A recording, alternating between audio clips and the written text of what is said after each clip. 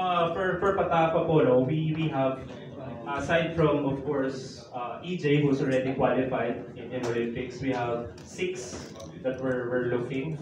One is Christina Knott for 200 meters. So she's already in the world rankings, if I'm not mistaken. You can check also in Road to Paris calendar or the site. But if I'm not mistaken, she's 32 out of 40. Wait, let me double check. Yes. Sa open. Oh, yeah. Ano lang, kahit hindi, ano lang, kahit nation na lang muna ng nation.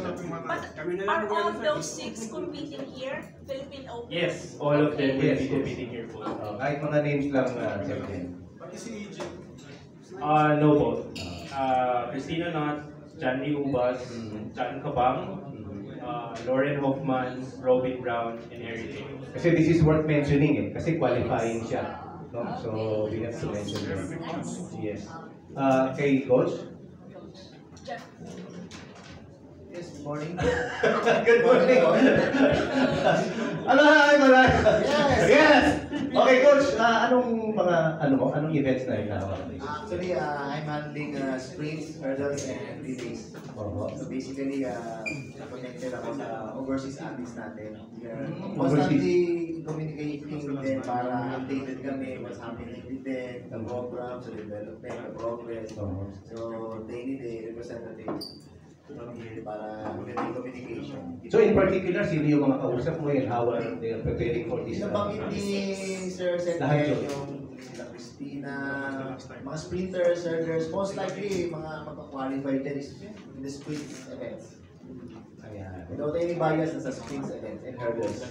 Pang experience. Except for, of course, TJ Ojena, who's already qualified. Balikan natin si Coach. Ano na si Coach? Ano naman balik? Si Mr. Relly din. Good morning, everyone. Actually, we are here to promote the National Open by next month. The last time we held it in Manila was 2021. So it's back in Manila, and it's not pandemic anymore. So we expect a bigger crowd, and we'd like to invite all of you to be there and cover this event. Your help will be, your assistance will be of big help to us. So without media, there's no Patapa. So kailangan namin kayo doon. Nag-request kami ng maximum mileage, Mr. Bertrand. The PSA, everybody in the media, please support the National Open. Yes, sir. Okay, any follow-up? Just to add po, no, it's scheduled May 8 to 12 in Field Sports Track and Field Oval in Pasig po. May 8 to 12, how many events? All events will be played? Yes po, all events. Good.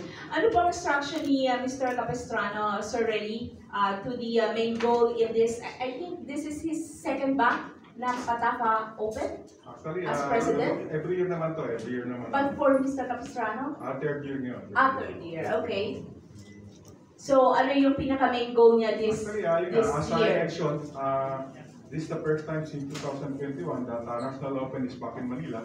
So we expect a bigger crowd and probably more records to break this coming National Open.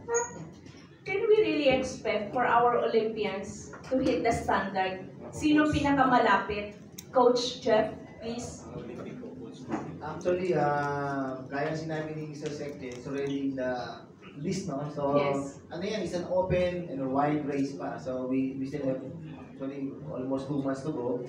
So, we're hoping that everybody can qualify. Yung mga hopefuls natin that was mentioned a while ago, yung 6 na yun. So, of course, the more the merrier. So, it's an open and wide chance pa sa kanila.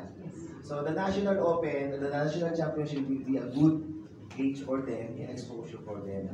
So, para masintak na yung anyway, of course, this is an exciting event for all of us. Kasi darating sila eh. Yes. So this is a good mileage for the sports itself. Kasi manunood dyan eh. So the locals, the mga children natin dito will really looking up to them. Na, ito pala yung natin, mga Olympians. Not only one, we used to have Eric Ray. So sobrang famous na ni Eric Ray sa mga bata eh. Now we have upcoming the name of Jan Cabang. Yes. So Filipino. another same event na ni Yeah, Eric Curtis. Herder. So mga bata ngayon, isa YouTuber sila, so they know people, they know the artists, they know the Olympians. Ang hindi na nila alam, ka-actual Filipino pairing din in the Philippines. So Patapa made sure through our section na nandito sila to perform. And then Patapa made sure that that event will be maganda yung category para mas enticing, mas may greater importance. So mataas the Philippine Tennis Championship tinategorize as category B. Para yung mga other Olympians, may chance ang, baka pwedeng gamitin nila to as a venue for qualifying. So, Secretary Jasper, we do expect the national athletes talaga of those mentioned countries to come over for really a very exciting and tough competition come the Open. Yes po, yes po.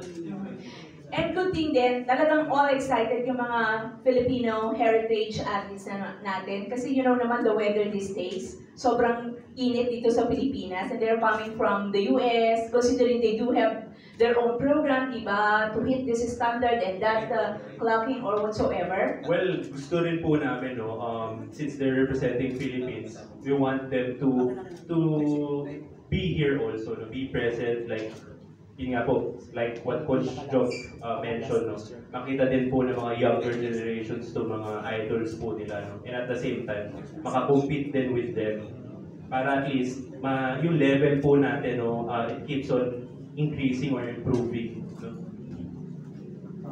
Both the Galvez of Malaya.